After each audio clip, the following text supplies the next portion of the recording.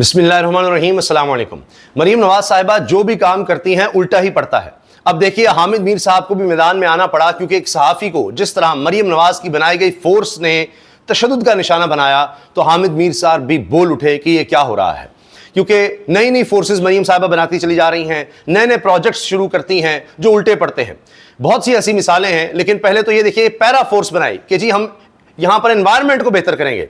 Environment बेहतर क्या होना था? एनवायरनमेंट में तशद्दुद, जबर ही बढ़ गया, क्योंकि सोच ही ये है कि हमने छोड़ना ही नहीं, हमने जबर और तशद्दुद के जरिए हुकूमत में रहना है। तो इन्होंने माहौल क्या बेहतर करना था, इन्होंने तो अखलाकी माहौल का ही बेड़ा गर्क कर दिया। ये साफी है जी जो बता रहा था कि सैलाब के क्या हालात हैं। अब इनका ताल्लुक तो जियो से था, जंग जियो ग्रुप से था, और हामिद मीर साहब जो हैं एक बड़े साफी हैं, वो मदद को आ गए और उन्होंने कहा जी पंजाब पुलिस के मतवाजी Punjab enforcement and regulatory authority के नाम से एक नई फोर्स बना दी गई है, जिसने आज अपने मगरूर अफसर जुबैर गिलानी के हुक्म पर तांदरियावाला के इलाके जीवन ठट्ठा में जियो के नुमाइंदे मोहम्मद इरफान को बिला वजह तशद्दुद का निशाना बनाया, फिर झूठ बोला कि इरफान दरिया के किनारे खड़ा था। अब ये देखिए आप, ये सब कुछ हुआ है। अगर कोई बेचारा आम कमजोर साफी होता, उसको तो उन्होंने वैसे ही जेल में डाल देना था। ये मैं आपको दोबारा ये वीडियो सारी दिखाता हूं कि इसमें क्या हो रहा है। तो ये वीडियो जनाब दोबारा देखिए जरा, ये देखिए, ये देखिए, उसको पकड़ा है और फिर वो कह रहा है कि भाई कर क्या रहे हो। ये तो हालात हैं, ये यहां पर हो रहा है पैरा फोर्स के नाम पर। दूसरी तरफ इस बात पर आने से पहले कि मरीम साहबा के कौन कौन से प्रोजेक्ट हैं और किस तरह से जो लोग इमदाद लेकर जा रहे हैं सैलाब ज़दगान के लिए, उनको मजबूर किया जा रहा है कि आपने मरीम नवाज की तस्वीर लगानी है। इनको इतनी हवस है इश्तिहारबाजी की, इतनी हवस है, यानी एक जिस तरह कहते हैं ना, एक बीमारी है हमारे हुक्मरानों को कि आपने अपनी तशहीर जरूर करनी है। तो लोग कह रहे हैं कि जी हमें इमदाद नहीं देने दी गई कि जी जब तक मरीम की तस्वीर नहीं होगी तब तक आप इमदाद दे नहीं सकते। यानी प्राइवेट पर्सन भी वहां पर गया है, मेरे पास वीडियो है, मैं आपको दिखा देता हूं।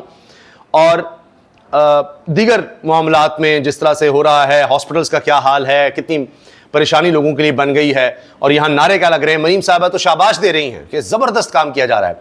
खुशामदी जब आप इकट्ठे करेंगे तो आपको हकीकत लोग बताएंगे नहीं। जिस तरह वजीराबाद की वीडियो चल गई थी कि जी बिफोर एंड आफ्टर एक दिन में पानी निकल गया, पता नहीं किसने उनको भेज दी, और वो पानी ही पानी था वजीराबाद में। तो इनकी कोई क्रेडिबिलिटी नहीं रह गई। चूंकि अलीम खान साहब सबसे ज्यादा हाईलाइट हुए हैं, उनकी सोसाइटी, पार्क व्यू सोसाइटी सबसे ज्यादा हाईलाइट हुई है कि वो सीनियर वजीर भी हैं, और फिर वहां के लोगों ने रिहायशियों इस तरह वीडियो बना कर भेजी। और आपको पता है कि अलीम खान साहब ने जब तहरीक इंसाफ का साथ छोड़ा, IPP बनाई, उससे पहले भी उन्होंने इमरान खान के खिलाफ शदीद प्रेस कॉन्फ्रेंस की थी। लेकिन अब उन्होंने कुछ 13 मिनट की एक वीडियो जारी की है जिसमें उन्होंने अपना मौक़िफ़ बताया है कि किस तरह से पार्क व्यू सोसाइटी को लाइसेंस मिला, क्या होता रहा। उसमें तफसील बताई है कि जी ये सोसाइटी मेरी तो थी ही नहीं, ये पहले रिवर फ्रंट या इस तरह एक नाम से सोसाइटी थी, फिर उनका लिटिगेशन चल रही थी अदालत में, और मैंने फिर उनसे ख़रीदी थी, सारा कुछ क्लियर करवाया था। ये 2006 की बात है, यानी नून लीग के दौर में ही इन्होंने ये सोसाइटी ख़रीदी थी।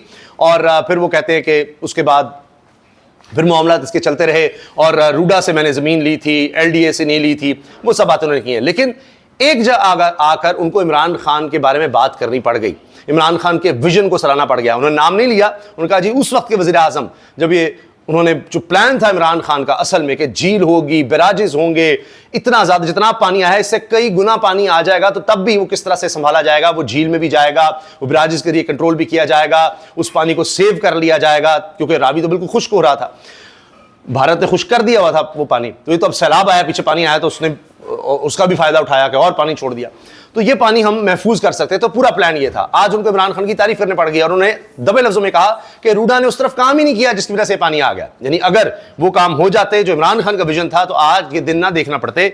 ये सुनिए क्या कहा है अलीम खान साहब। मैं उन तमाम तकरीर में मौजूद था जिसमें उस वक्त के वजीर आजम जो है वो आए थे, और उन्होंने हमें बताया था कि हमने रूडा क्यों बनाया।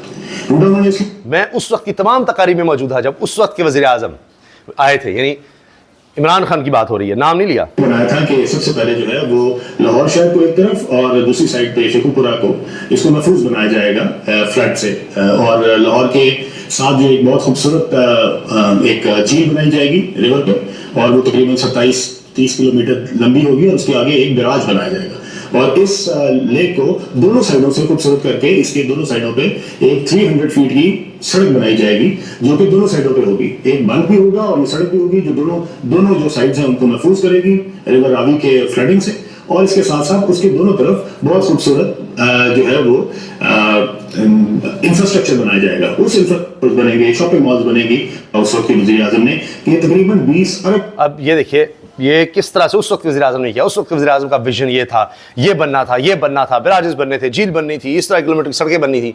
तो क्यों नहीं बनी? किसने वो काम रोक दिया?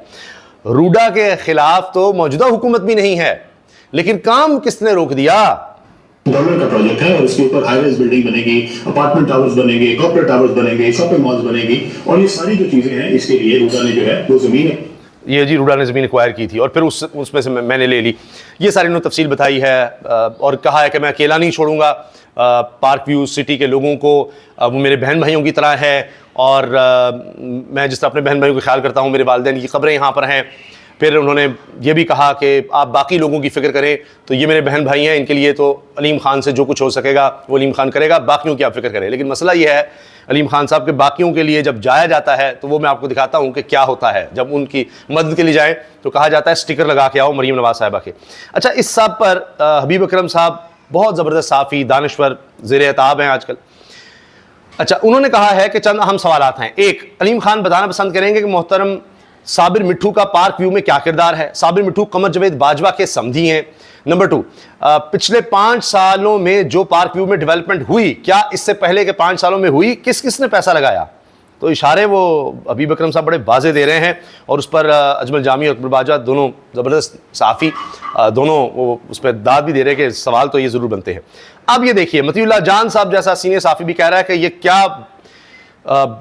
क्या कहना चाहिए, बेवकूफ़ी में तो नॉनसेंसिकल, उन्होंने कहा कि अकल से आ रही ये क्या बिहेवियर है गवर्नमेंट का।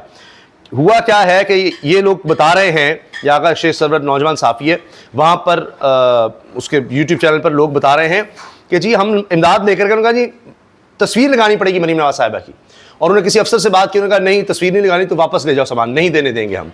और कसम खाई है एक नौजवान ने कि ये ऐसा हुआ है। पहुंचे सामान लेके तो इन लोगों ने हमें लोगों तक सामान पहुंचाने से जो है वो रोक दिया। और जब हमने उनसे पूछा कि क्या वजह है, आपने हमें सामान क्यों नहीं देने दे रहे, तो उन्होंने कहा ये हमें पीछे से ऑर्डर है कि जब तक यहाँ तो आप इसके ऊपर मरीम की तस्वीर लगाएं तो फिर हम आपको देने देंगे, तो जिसकी वजह से हम सामान मजबूरन वापस लेंगे। देखिए ये लोग जो है पता नहीं क्या चाहते हैं, इनको इन हालात में भी अपनी सियासत और इस तरह की झूठी बटालियों में पड़े हुए हैं। सुन लिया आपने, ये बारिश शख्स कह रहा है कि मरीम नवाज की तस्वीर उन्होंने कहा जी नहीं लगानी तो सामान नहीं देने देंगे। लोगों को हेल्प की जरूरत है और ये अपनी जो है ना वो इस तरह की गलीज किस्म की सियासत चाहिए। बताइएगा इस वक्त आपने क्या देखा, क्या हुआ, थोड़ा सा बताइए। हम सामान देने गए थे, वहाँ पे पीला फोर्स आ गई, उसके बाद पीला फोर्स ने हमें सामान नहीं देने दिया। उसके बाद वहाँ से उसके बाद बात करवाई उन्होंने किसी से, उसके बाद उसने भी मना कर दिया कि सामान बिल्कुल भी नहीं देना आपने, अगर देना भी है तो मरीम नवाज की तस्वीर वगैरह लगा के दें इसके ऊपर। पैरा फोर्स, वही पैरा फोर्स जो साफ़ी को तशद्दुद का निशाना बना रही है, वही पैरा फोर्स कह रही है कि जी आपने यहाँ सामान नहीं देना, देना है तो मरीम की तस्वीर लगाएं फिर दिया जाएगा। ये सुन लें। और अब वो कसम खाएगा। ये आप अगर बात कर रहे थे कसम उठा सकते, कसम भी उठा सकता हूँ।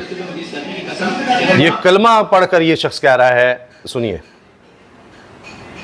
तो ये पुलिस वाले आगे कह रहे थे कि यहाँ आप लोग सामान में इस तरह तकसीम कर सकते हैं, या तो आप लोग मरीम नवाज को तस्वीर लगा के फिर तकसीम करोगे, इस तरह ये हम लोगों को ना तकसीम नहीं होने दे रहे थे। वापस जा रहे हैं, जो लोग यहाँ पर मौजूद थे अभी इस वक्त आपके सामने, ये देखिए मायूस होकर बेचारे चले गए जी, मायूस होकर चले गए हैं। तो अब इसी तरह की सियासत पर जनाब सीनियर साफ़ी मज़हर अब्बास साहब कह उठे हैं, तल्ख़ हकीकत है पहले सियासत जुर्म होती थी, अब जुर्म ही सियासत है। जब मैं कहता हूँ सियासत ही जुर्म है, हम कर्ज़ों में डूबा हुआ मुल्क हैं और जब जी चाहता है सेनेट चेयरमैन अपनी तनख्वाह बढ़ा देता है, स्पीकर कौमी असम्बली अपनी तनख्वाह बढ़ा लेता है। अब सियासत जो कर रहे हैं वो सब मुजरिम ही हैं, सिर्फ जुर्म ही रह गया है। और मरीम नवाज़ साहिबा ने हाँ जी कमिश्नर्स को, DCs को, सबको शाबाश दी है और उन्होंने कहा जी आपने लाखों जानें बचा ली हैं। जबकि हकीकत ये है कि ये देखें बाबा जी इतने बूढ़े, ये रो पड़े हैं कि हमारी को मदद नहीं कर रहा, हमारी मदद को आओ, ये हाल है।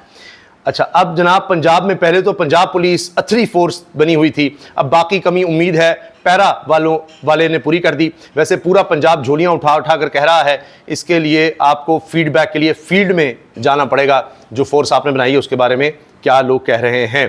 फिर मरीम नवाज साहिबा ने क्या किया, इनका इदारा कह रहा है PDMA हेड ऑफिस पहुंची। वज़ीर आला पंजाब मरीम नवाज शरीफ बरसती बारिश में PDMA हेड ऑफिस पहुंची। वज़ीर आला ऑफिस का बयान इस तरह के जारी होते हैं खुशामदी कि बारिश में पहुंच गई हैं, कितनी बड़ी बात है, उन्होंने कितना बड़ा एहसान किया इस कौम पर। इजाज़त दीजिए, अल्लाह हाफ़िज़।